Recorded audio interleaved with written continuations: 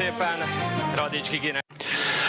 a heartfelt thanks go to Radish Gigi. So it was an uplifting experience to listen to her singing both the anthems. Dear Patriots, the host of today's event is arriving, who has been a politician for nearly 40 years. As a courageous member of the opposition, as early as the second half of the 1980s, before the fall of the Iron Curtain, he dreamed of a sovereign Soviet influence-free world, and did a great deal to ensure that after 40 years of communist socialist destruction of the country of Hungary, in 1990 the regime change would finally take place. Since then he has spent a total of 5 terms, that is 20 years, in the Prime Minister's office. A true patriot whose political mission, standing up to the globalist establishment, his illiberal thinking and remarkably bold political ideas are increasingly viewed as an example to follow by politicians around the world. The influence and power of the Alliance of Patriots for Europe, which he founded, are growing steadily. It has been 10 years since, in the summer of 2016, he was the only Prime Minister in the European Union to express his support of President Donald Trump's policies. Today, he is one of the US President's closest allies and friends, thanks to which we are experiencing a golden age of American-Hungarian relations. Ladies and gentlemen, Hungary's Prime Minister, Viktor Orbán.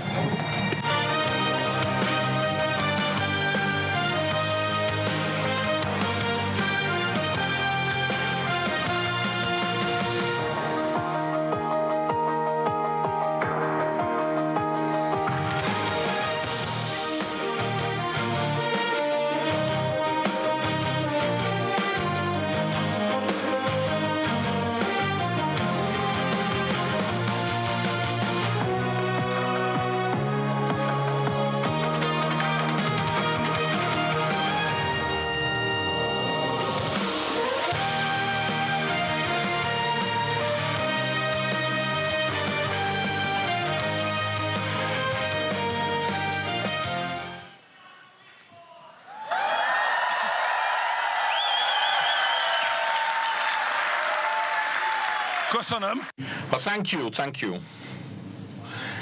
Esteemed Vice President, esteemed American friends, esteemed celebrating crowd, I would like to warmly and respectfully greet the Vice President of the United States of America. Welcome to Budapest, Mr. Vice President.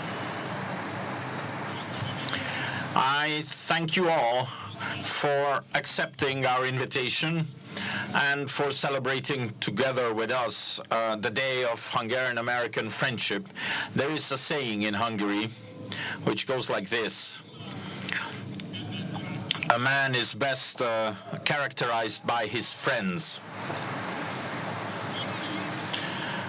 We are very happy and we are very grateful to the divine powers that be that we have such an important man as our friend. And the eagle has landed in Hungary, as they say, and the ancient Hungarian bird, the turul bird, welcomes the eagle here in Hungary. I think we have not ever had in our history such a joint day. This is not a simple diplomatic event. This is a meeting point, if you wish, of the struggles and the hopes of the two peoples, the golden era of Hungarian-American relations, and the political and business outcome of this relationship is not a cause, but is a consequence. The basis of Hungarian-American friendship is civilizational and is spiritual in nature. Two freedom-loving people meet here today. Who would love their freedom better, more than the Americans? The United States of America is a country born in a freedom fight. They're fighting a globalist empire to be free. They built themselves a huge country They needed only, 250 years to build this country. So may the United States of America be happy and celebrate on their 250th anniversary. And who would love freedom more than Hungarians? There is no other nation in Europe which has had more empires that wanted to occupy them than the Hungarians. Every time someone wanted to oppress us, we stood up with the sword, with bloodshed, sometimes with enduring work, but we fought against every oppressing empire. We didn't win every freedom fight of ours. Our 1,100 years of history is testament to the fact that our struggle was never in vain. The conquerors are no longer there, and we prevail. We are still here. We're still alive. We are alive. We are prospering, and everything is given to make us the winners of the next century. And we believe that this is going to be the century of Hungarians. Distinguished ladies and gentlemen,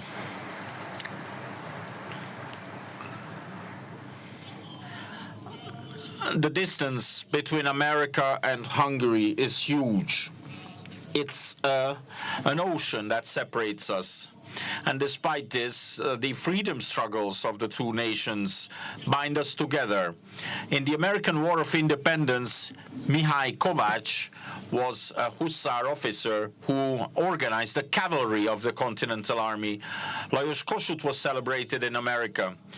After World War I, our country was occupied by looting countries. Harry Hill Benthold, American general, defended the Hungarian National Museum and thereby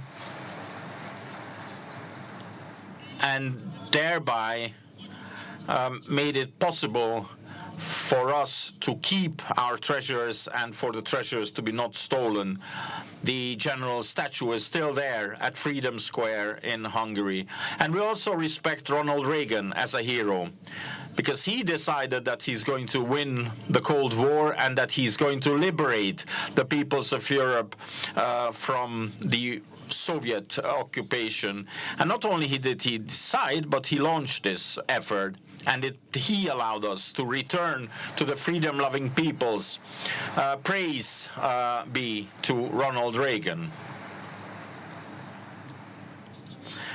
Esteemed Mr. Vice President, Bartók, Teller, Neumann, Kertész, Cukor, Pulitzer, and all the others are people who desired freedom, so they found a home in the new world. They became successful in your country and brought fame to their new and their old country alike. And I personally also remember quite well the decisive role of President Bush in allowing us to end communism and to send home the Soviet soldiers. In 1989, he not only visited Budapest, but he also made it a condition that the reburial of the victims of 1956 had to be organized, and that led us to the reinstatement of democracy and freedom in Hungary. We thank him for that.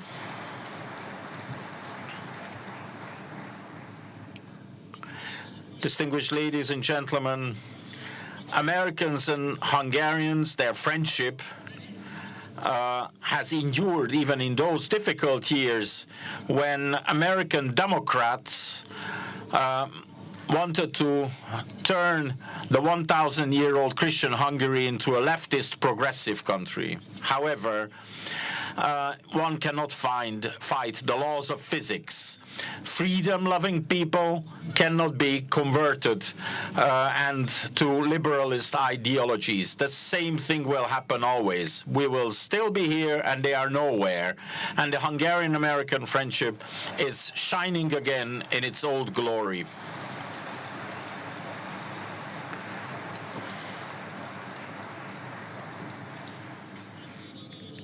distinguished Hungarian and American patriots, we are grateful to President Donald Trump for this pivot.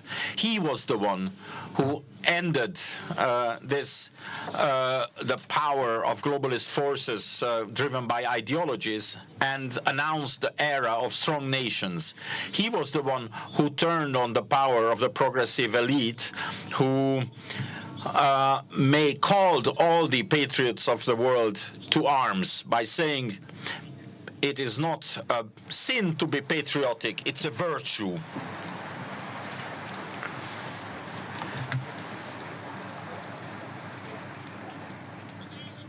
The president has shown that patriotic policy is also successful, can be successful government practice. During his presidency, America has again placed its own interest in the first place and has given back the honor of national politics. His economic patriotism has protected jobs, brought industry back home, and has proven that globalization is not an end in itself. He ended illegal migration. He dusted off the old act. Without borders, there is no country. Without sovereignty, there is no freedom. We have every right and every reason to send our best heartfelt wishes to the American president and wish him a lot of success.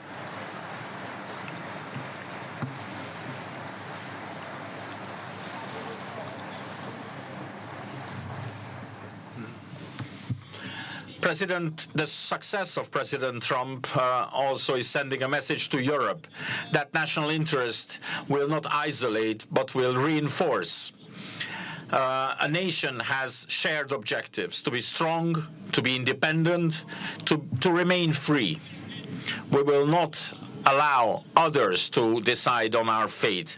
We will implement our own plans. Our government has been waiting for this moment since 2010, and it was excruciatingly difficult to fight the Brussels and Washingtonian progressives. Your victory, Mr. Vice President, was almost like a resuscitation, and we actually seized the opportunity. While Europe was still reeling from the result, we already placed down the basics, the foundations of our cooperation. In politics, you not only need to be courageous, but you also need to be good in timing.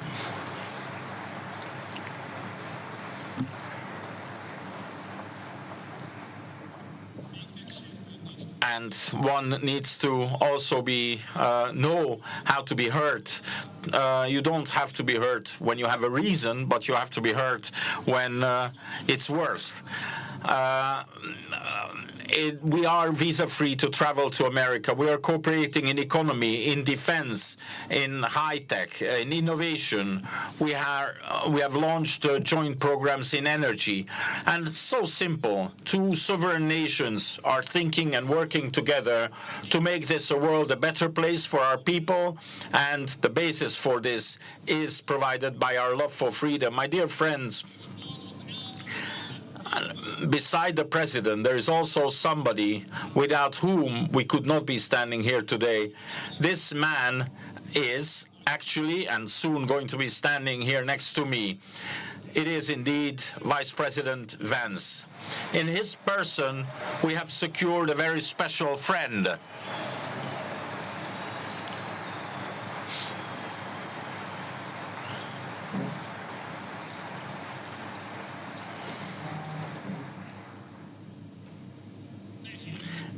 It is difficult to understand us Hungarians.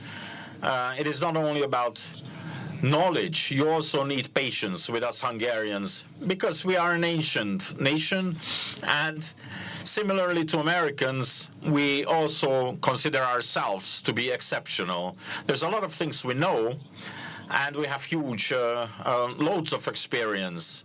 We consider it only natural that everybody should understand what is evident to us.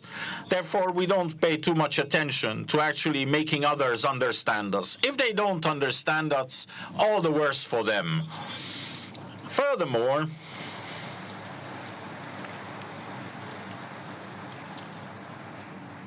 Furthermore, we also insist on our mistakes. We are insistent that it is easy to make friendship with perfect people.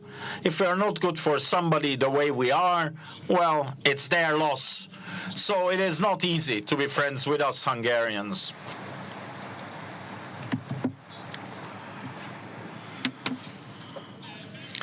But Vice President Vance is actually doing quite well, because he understands the old Christian prayer, don't look at our sins, look at the fate of the church. And this is especially true for us Hungarians.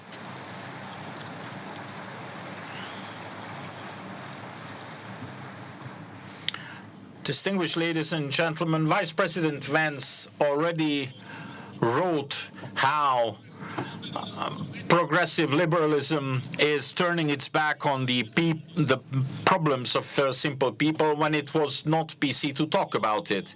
He wrote his book that even if there is this false social sensitivity, in the end, the left will always attack its own nation. And we know that. We've been there. We've done that. But there's also a liberating political thesis that we know from him. He once came to Europe, and as one of the Westerners among the Europeans, he said the following: Europe is facing dangers from within. Europe is not going to be defeated by an external enemy, but by an internal one. And with this, he wrote history.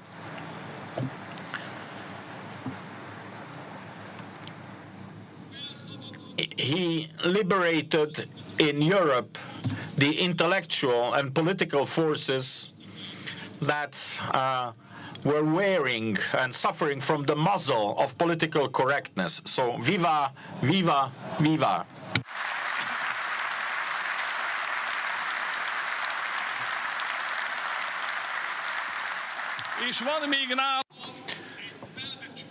And he is in possession of fearful knowledge, or rather a life instinct. From a great distance, he notices if foreigners, aliens, want to intervene into elections, and that is why he leads the commission investigating into these interventions, because interventions are made here and elsewhere. We have seen that in the United States. We pay attention too, and if we add up what we have seen, then that might not be a nice image on the Ukrainians. Mr. Vice President couldn't have come to the better place, and I recommend everyone keep their hands off Hungary.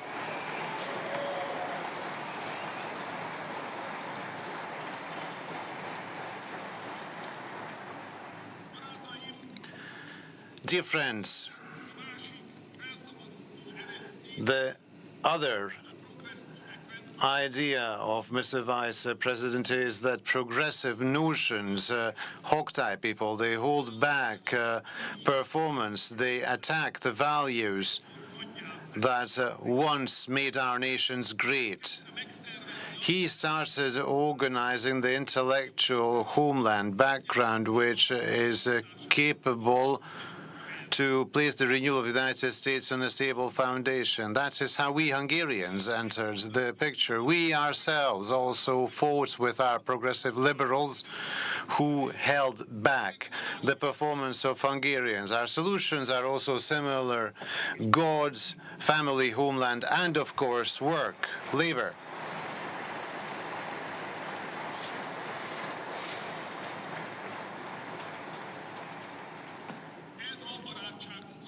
This is the foundation of our friendship.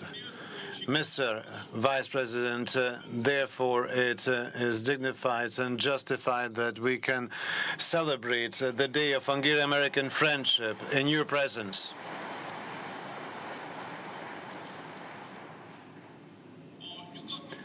My friends, for the Americans and Hungarians who are worried about the future of Western civilization, they share a problem in common, and that problem is called Brussels. The progressive forces of the Western world have lost two important battles. First, they lost in Hungary, which opened the way for the other Central European countries. Then they received a massive blow. They lost overseas thanks to President Trump, Vice President Vance, the Republican Party, and the American people. They have drawn back from there. They have drawn back from there, and they have established themselves in Brussels. They have received countless blows, yet their power remains fearful. They are capable of preventing Europe from returning to the path of common sense and traditional values. Progressive ideologies keep the originally Christian foundation, European Union, tied up. Brussels calls for gender ideology, woke, and migration, and they wish to make that the organizing force of Europe. They are persecuting their political opponents. They use the institutions of the European Union to silence everyone who endangers their power. There are ridiculous and openly unlawful procedures against the patriots. There are persecutions by intelligence services, and there's impotent governance. The continent slowly but surely will get crippled. Still, they want to continue the war in Ukraine. They say that they will support the Ukrainians till the very end. They don't even make a secret of it. Their dream is to send their own young to the Eastern Front under the flags of the European Union. Now, when the energy supply of the world is about to collapse, instead of peace, they introduce new and new sanctions. This is more than just being irresponsible. It is equal to suicide. If this continues, first, the energy prices will skyrocket, and after that, the European reserves will be depleted. When the Ukrainians blew up the Nordic stream, they shut a blind eye. And now that the Ukrainians have imposed an oil blockade on Hungary, Brussels does not represent us, but is in favor of the Ukrainians. And we should have no doubts they wish to make the attempted attack against the Turkic stream as ridiculous. We are being sanctioned because alone in Europe, we pointed out the self-destructive policies of Europe and the games played by the Ukrainians. We suffer €1 million a day in sanctions and penalties because we protect our borders. There are procedures against us for protecting our children from gender ideology. We are under daily attack because we follow the rules of common sense in economy and commerce. Distinguished ladies and gentlemen, the years ahead of us will not be easy. Europe is threatened in parallel by a financial and energy crisis. If Europe does not change, they will be losers of both crises. And no matter what a wonderful heritage we have, the Western world will tumble down in history, and therefore we freedom-loving Americans and Hungarians have to join forces. We must save Western civilization, and for that we must fight the progressives in Brussels. We must close the Russian-Ukrainian world, and we must resolve the energy crisis.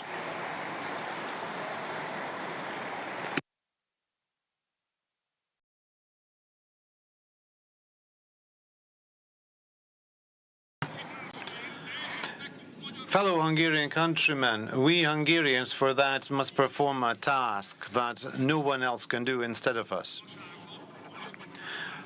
On Sunday there will be elections in Hungary, and these elections are not only about us. At these elections, it is a future and a fate, a destiny that we choose for ourselves. This election is about what path we wish to continue on. One path leads to a world where we lose our independence, where we are torn from our friends, and where eventually we shall become insignificant, where they would order us to take up arms, send soldiers to the war and send money to Ukraine. But there is another path. The other path is the path of freedom, the path of a world where we can stand up as a pride nation in our place set out in destiny, where we can build the 21st century Hungary successfully and freely, where we can do whatever we want to provide support for families, freedom for Hungarians, and peace for Hungary.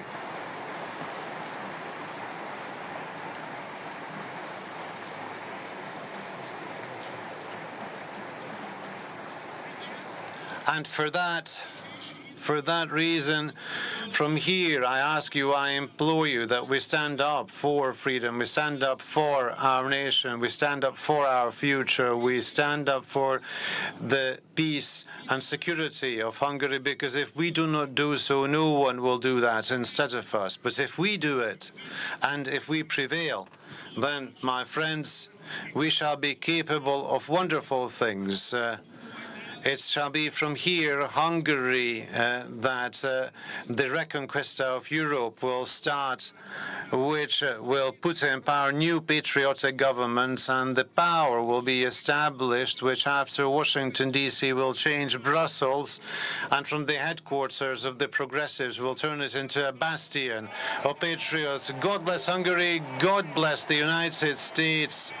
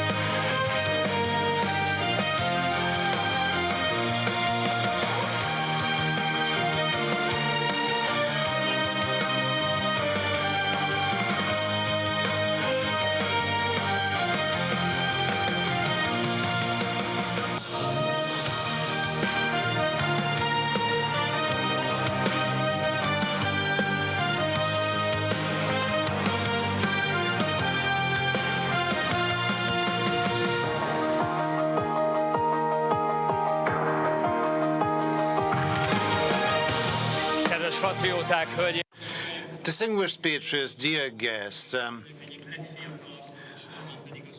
one of the youngest vice presidents in the history of the United States, and the 50th, JD Vance, is up next.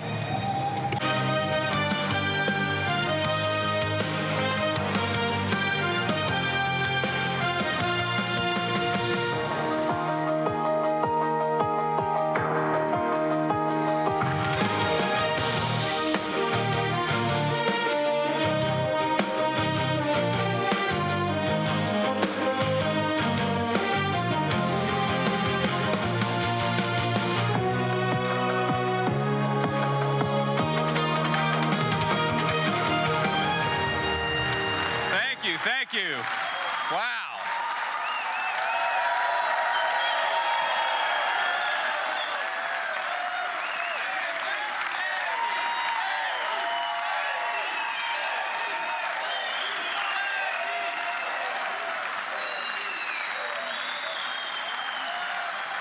Thank you. Please.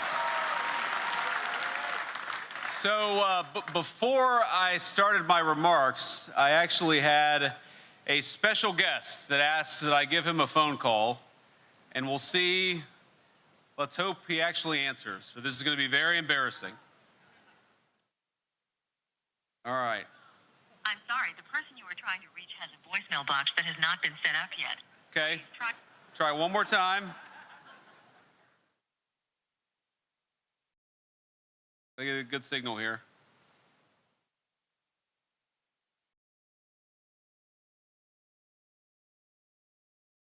It's ringing. It's progress.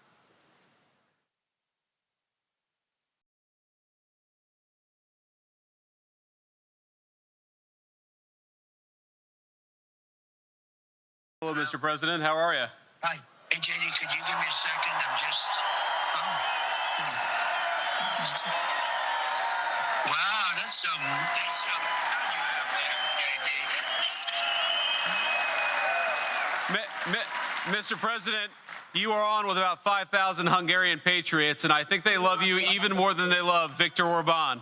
Well, I can't believe that. I can't believe that because I love Hungary and I love that Viktor. I'll tell you, he's a fantastic man. We've had a tremendous relationship and he does a job. Remember this, he didn't allow people to storm your country and invade your country like other people have and ruin their countries, frankly. He's kept your country good. He's kept Hungarian people in your country. And he's done a fantastic job. And let me tell you, I like him a lot, but if I didn't think he did a good job, I wouldn't be making a call like this. But boy, that sounds like a big crowd, and that sounds like my kind of people.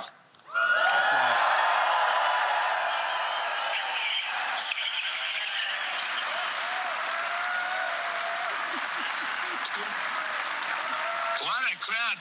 JD must have made a very good speech to get this kind of a response. I guess. How did JD do? Did he give a good speech, everybody? It's very early, sir. It's early. Okay, well, I just want to tell you, I'm a big fan of Viktor. I'm with him all the way. The United States is with him all the way. And it's a real honor to talk to you. You're really incredible people with great enthusiasm and brilliance, because you're brilliant people. And I really love it. You have a man that kept your country strong, and he kept your country good. And you don't have problems with all of the problems that so many other countries have because they let their countries be invaded. And you don't have that problem because of Viktor Orban. That's the only reason you don't have that problem. There was a lot of pressure on him to do it, and those other countries made big mistakes. So I wish you a lot of luck, and I love you all. Thank you, Mr. President.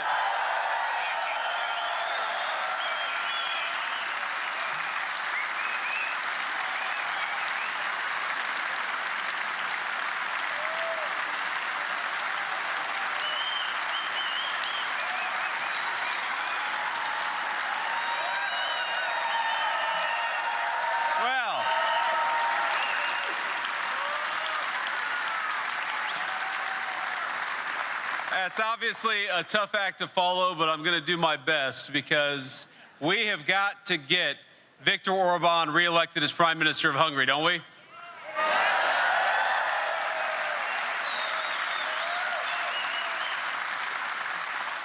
Now, this is actually my second trip to Budapest, but the first as a public official. Then I was younger and less gray, and my wife, our beautiful second lady, was pregnant with our second child. Now,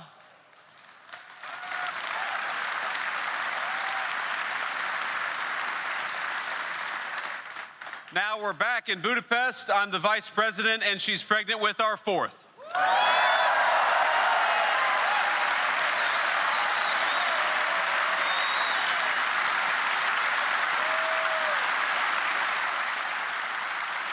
And during our official meeting with the Prime Minister, I asked him today whether we could benefit from some of those generous family subsidies. But he said, unfortunately, Mr. Vice President, they're only for Hungarians.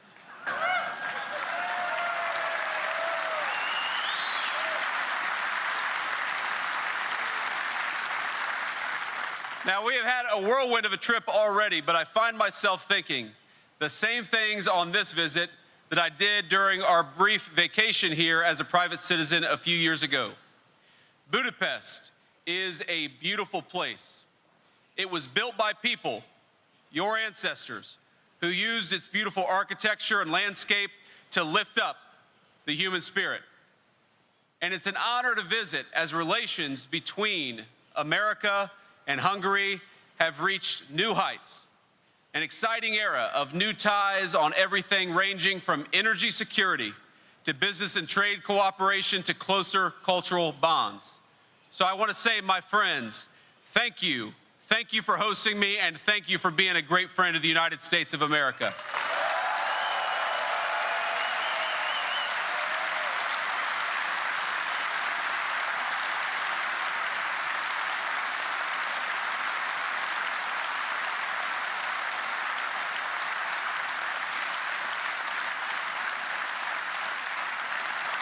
This evening, I wish to address every man and woman in Hungary, young and old, citizens of every region, of every age, and of every background. I want to speak to the mothers and fathers of Hungary, to the grandparents who recall the dark days of communism and those first lights of freedom, to the hardworking families who strive to give their children happy and healthy lives, to the young men and young women who seek to start families and careers themselves, and to everyone in this audience specifically, the young, bright, patriotic Hungarians who care passionately about this strong nation and its future. I am here for a simple reason, because I admire what you are fighting for. You're fighting for your freedom, you're fighting for your sovereignty, and I am here because President Trump and I wish for your success, and we are fighting right here with you.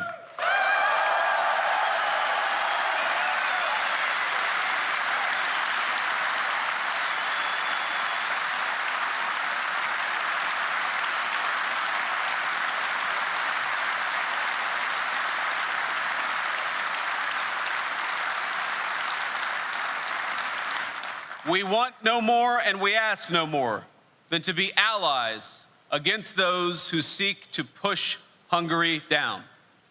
And you have drawn the attention of the American people, really people all across the world, because Hungary has been on the front lines of such foes. In 2016, when the rest of Europe threw open its gates, you said no. When strange activists came to tell you to erase your heritage, you said no. And when a war erupted in your neighborhood, you were kind and generous. You opened your neighborhoods, your homes, and your hospitals. But you never forgot the needs of your own people and why, to Hungary, Hungarians must always come first.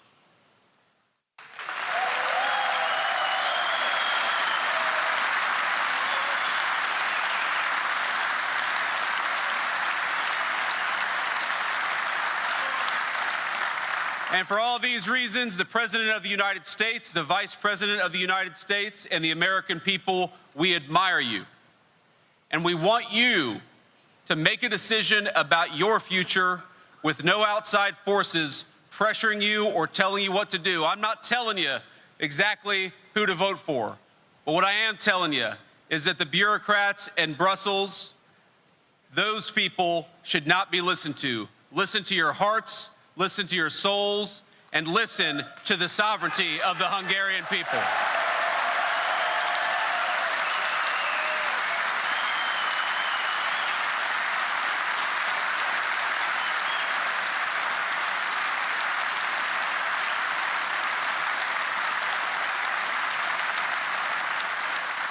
Unlike some of the leadership of Brussels, I'm not threatening you or telling you that we're going to withhold funds to which you're legally entitled. You will make the decision about Hungary's future, just as my fellow Americans will make the decision about America's future. So I come here not in the spirit of telling you what to do, I come here in the spirit of friendship, to offer a few observations about our shared civilization and how we can advance it together. You have advanced that civilization boldly in recent years, and you have done so with Viktor Orbán at the helm of a proud Hungarian nation.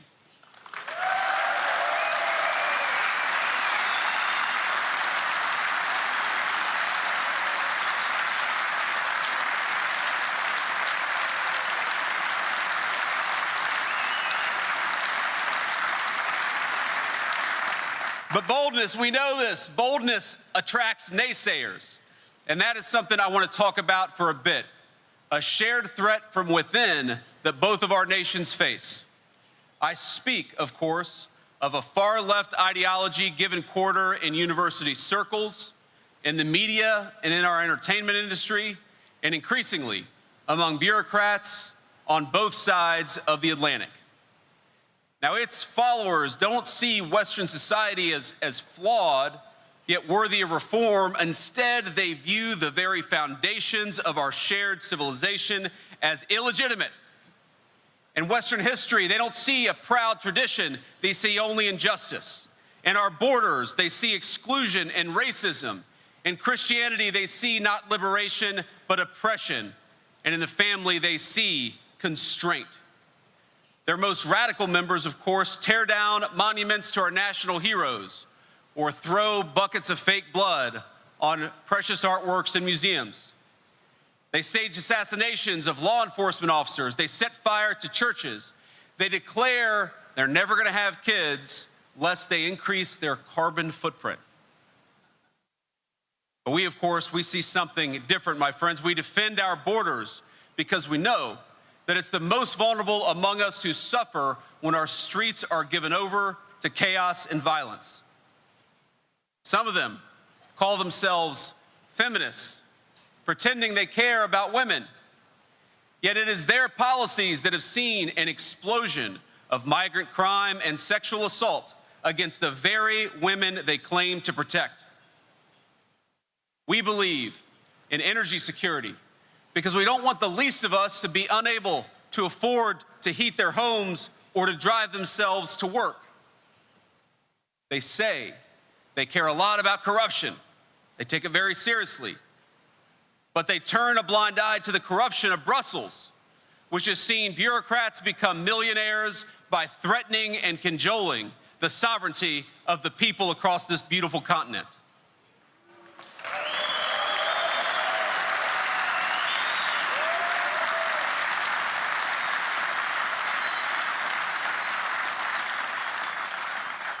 Now, you all know this, much has been made about our administration.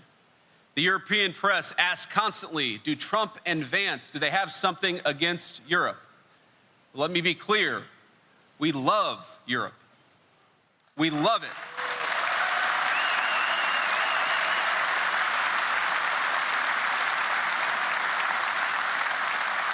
How can we not? We were birthed from this continent, the United States of America. We love its people, we love its culture, we love its beautiful architecture, and we love the amazing history of this continent. But because we love this culture and these peoples, we reject the faceless bureaucrats who would drive your energy costs through the roof and open your country to millions of unvetted foreigners in the name of progress.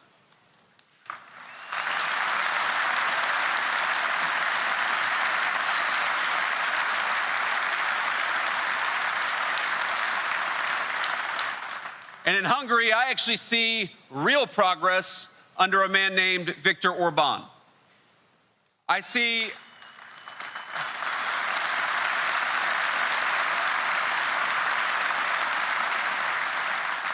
a trading partner who will bring in record investment from the United States of America. We've invested more in Hungary than we ever have in our history. I see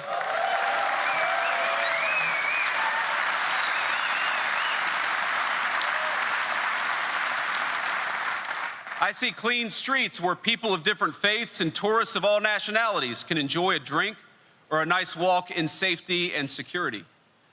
I see a government that invests in its own people, in promoting families, creating good jobs, and building an education system that teaches love of country rather than hatred of civilization. And most of all, my friends, because I'm the Vice President of the United States, I see what the bureaucrats hide from many of you. Energy costs are higher in almost every country in Europe than they are in Hungary. That's because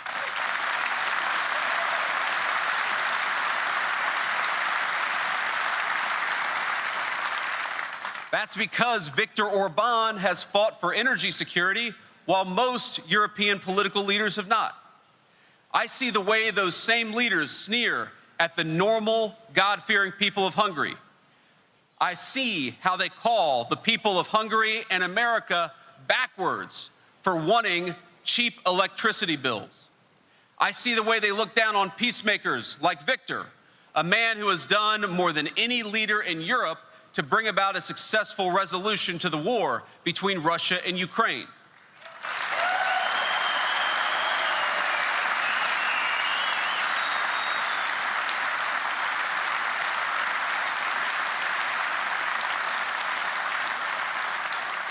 I see the way they look down at, they scoff at European and American peoples who want job security and control of migration. And most of all, I see that those who hate Europe the most, who hate its borders, its energy independence, the people who hate its Christian heritage, they hate one man above all others, and his name is Viktor Orbán. And if they hate him, it means he's on your side.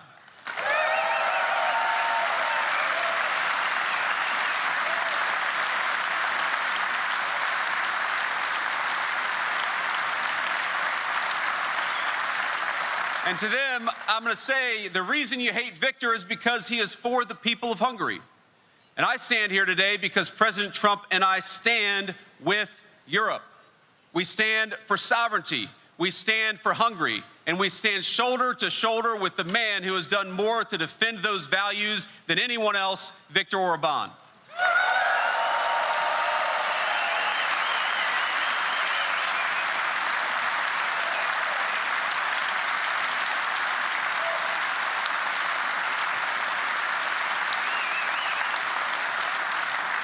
You know, the leaders of this country, perhaps more so than any other across Europe, understand that Western civilization, so despised by the left, it's not something that's self-sustaining.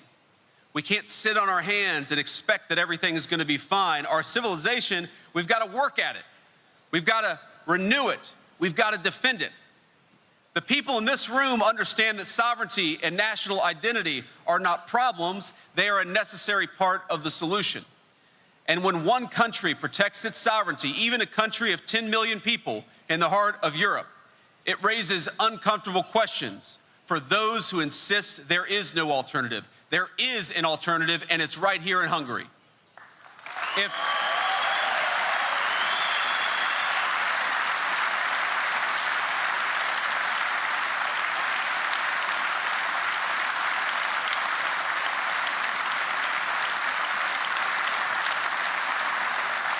Think about this. If Hungary can secure its own borders, others can do the same thing.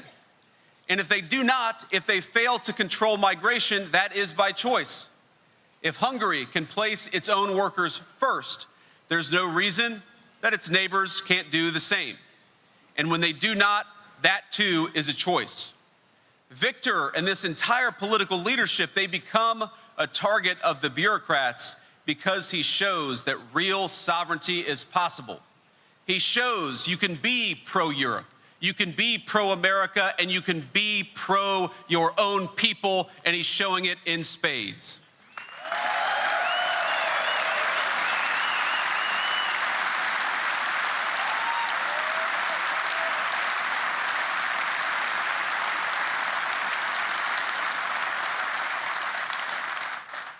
And you all know this, but we're not just protecting our own people, the citizens of our respective countries, we're protecting the ideas that allowed those people to flourish for hundreds and sometimes thousands of years.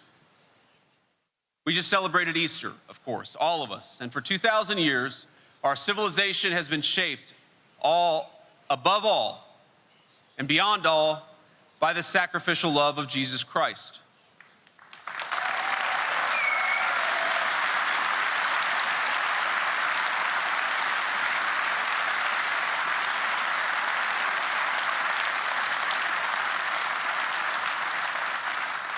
Built upon the laws of Moses and the laws of Rome, and that society has produced not oppression, but the most free, tolerant, and prosperous societies in the history of humanity.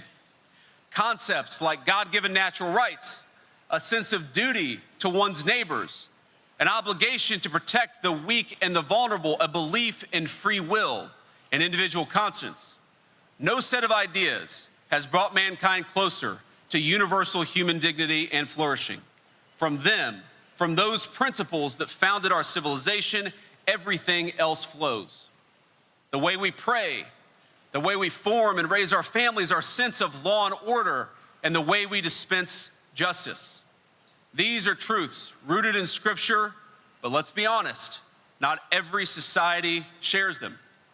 Because our civilization, while I believe it's universally true, it has not been universally adopted.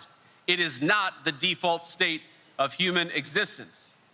The greatness of London or Munich or a picturesque village on Lake Balaton, it's easier to take for granted when it's the world you already live in. But that world didn't spring from nowhere, it had to be built. Every brick of that beautiful Parliament building here, every span of bridge across the Danube, every law, every custom, all belong to work of generations built over time. But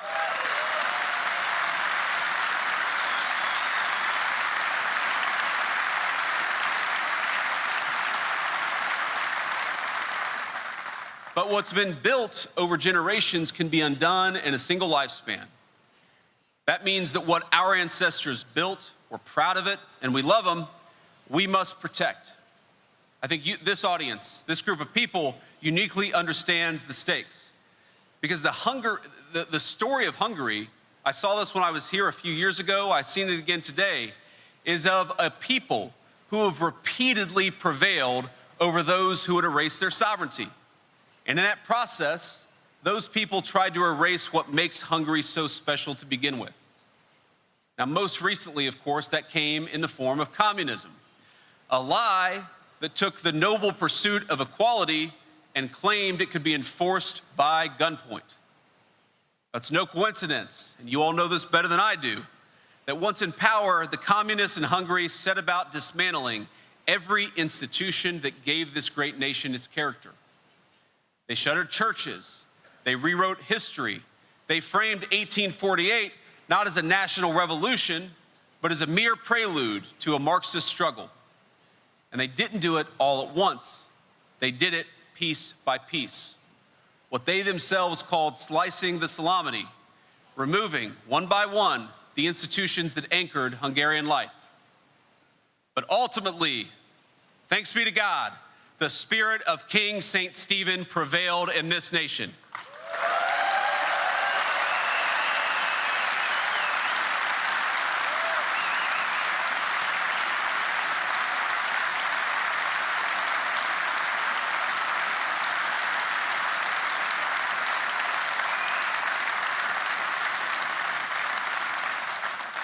And today, what I'm asking is very simple. I want us all to renew that spirit together. For again, we see sovereignty challenged in Hungary. Again, we see faceless bureaucrats in faraway countries telling you how to live, how to pray, how to speak, and how to govern yourselves. But you have a choice. Do you bend the knee to tyranny, or do you proudly stand with St. Stephen and choose a real leader this weekend?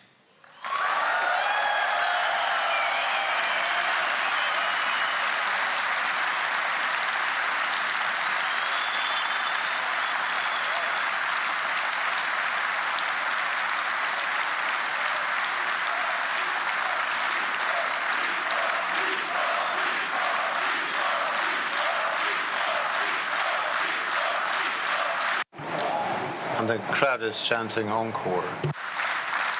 We're talking about a leader who feels real pride in this place, in its history, in its culture, and in its way of life. A leader who will fight to preserve those things while also building a better future. Because the real divide in our time it's much more fundamental than partisan labels or specific policies. It's fundamentally between those who believe in the future and those who do not. Across the West, we've got a small band of radicals, people who do not believe in the future and are often the very people who so wish to govern us. It's kind of weird. If they don't believe in the future, why do they want a life in politics?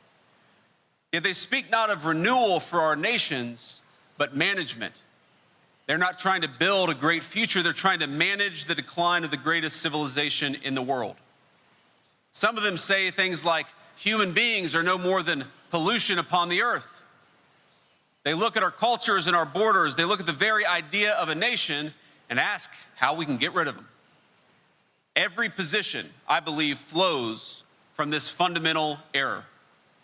They reject mothers and motherhood, fathers and fatherhood in the name of liberation. They condemn children to mutilization and sterilization in the name of gender care.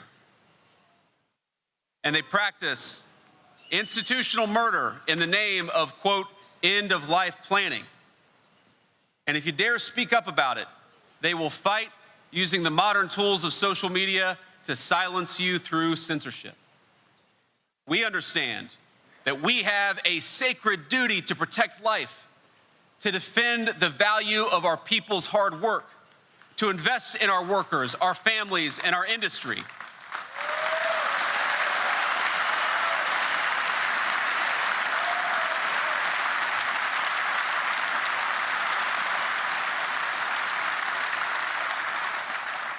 And to make it easier to build a life that is affordable for all of our citizens. We are committed to our future because we are committed to the very idea of our people. We're committed to the idea of life itself because it is a gift from God and we never forget it. Now that's why I'm here.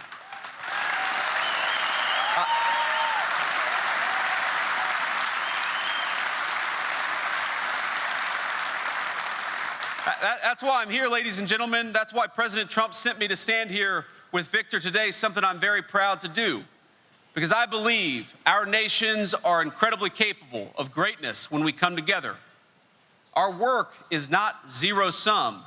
Indeed, it cannot be because our goal is always to build a better life for our people. These bureaucrats, they've given us a false choice. Think about this. They tell us that the options are between isolation and globalist integration. They have framed their project as the inevitable future, even as their very institutions stagnate and crumble. But we know there's a better way. Cooperation between countries with shared values and parallel destinies. That is the story of Hungary and America, and we're going to keep fighting for it.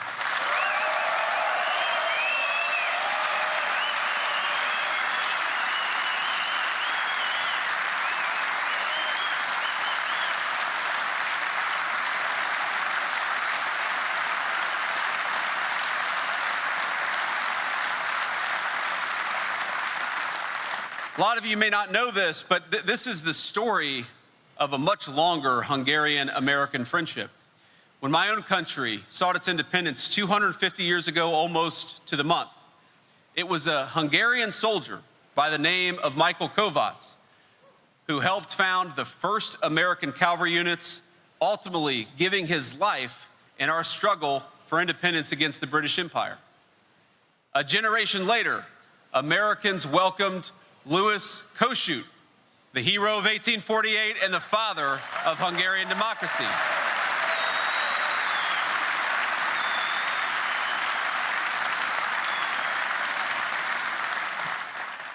Now, Kossuth was greeted in the United States like a rock star, much better than a politician.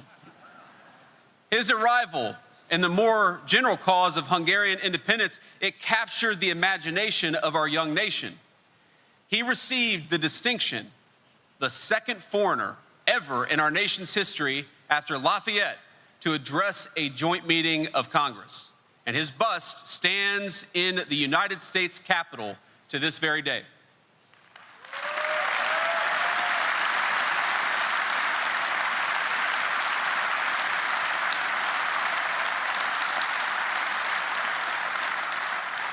Now, during that trip, I didn't realize this until a few days ago, that during that trip to the United States, Kossuth visited my home state of Ohio to make his case for Hungarian independence. We have some Ohio fans over here, that's good.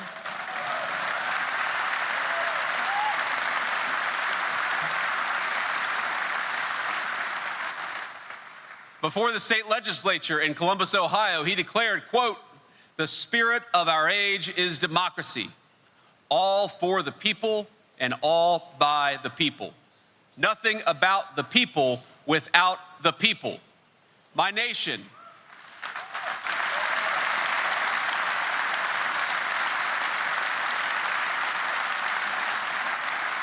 He went on, my nation will rise, called to resurrection by the eternal principles of the law of nature and of nature's God. Even then, this great Hungarian patriot was aware of the intimate link between sovereignty, between self-government, and between our divine creator. And I'm proud to say that according to the history books, the part of the country that gave him the proudest reception and the biggest reception during his entire time in America was my hometown of Cincinnati, Ohio.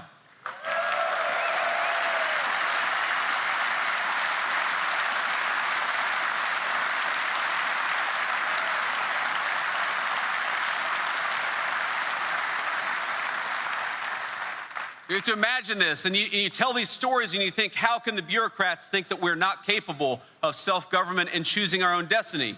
Because when Kossuth came to Cincinnati during his tour of Ohio, there were railroad tracks lined with citizens, delighted to behold Hungary's great freedom fighter. Reportedly, 100,000 of them showed up just at his one stop in my hometown. And the affection, I gotta say, I'm a little biased here, the affection was mutual. The people of Cincinnati, Kossuth said, quote, changed a wilderness of primitive forests into an immense city, of which there exists a prediction that by the year of our Lord 2000, it will be the greatest city in the world. And no offense to Budapest, but I think he's right about that.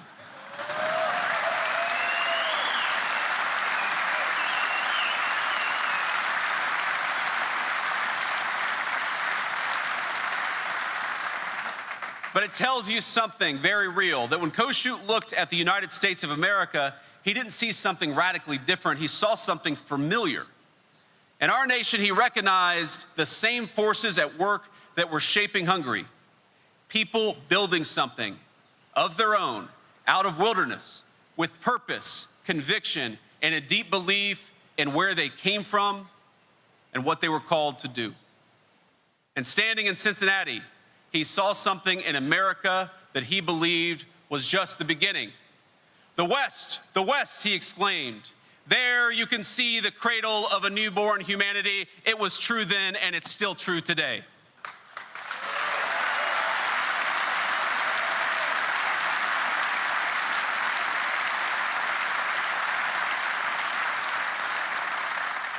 But America, like Hungary, was not a place just of rest. It was built around the idea of creating and renewing. And those early Americans, like the heroes of your own nation, took that inheritance and they shaped it into their own. They added to it. They fortified it. They passed it down to their children and to their grandchildren, who then did the same, with the expectation that generations later, those grandchildren would carry it forward. On his fateful trip to America, Kossuth announced that Hungary was to become, and this is perhaps my favorite quote, the cornerstone of national independence on the European continent. This guy was a prophet.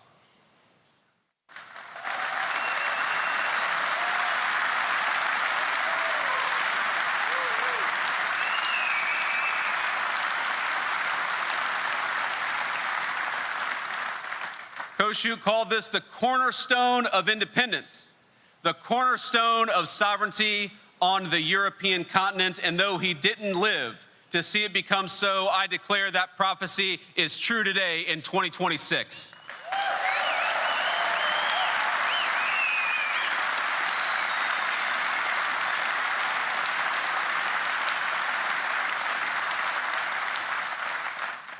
Now, under Viktor Orban's leadership, you have held on to the civilizational goods that make a country worth living in the first place.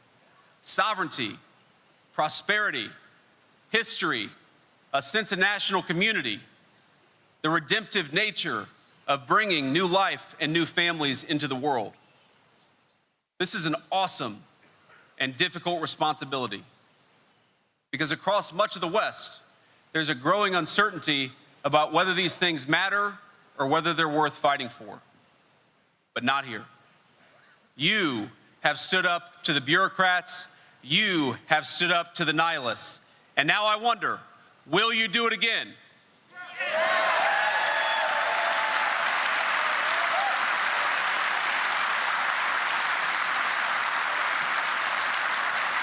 Will you stand against the bureaucrats in Brussels?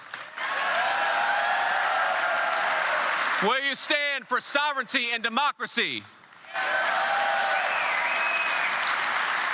Will you stand for Western civilization? Will you stand for freedom, for truth, and for the God of our fathers? Then, my friends, go to the polls in the weekend, stand with Viktor Orban because he stands for you and he stands for all these things. God bless Hungary and God bless the United States of America. Thank you.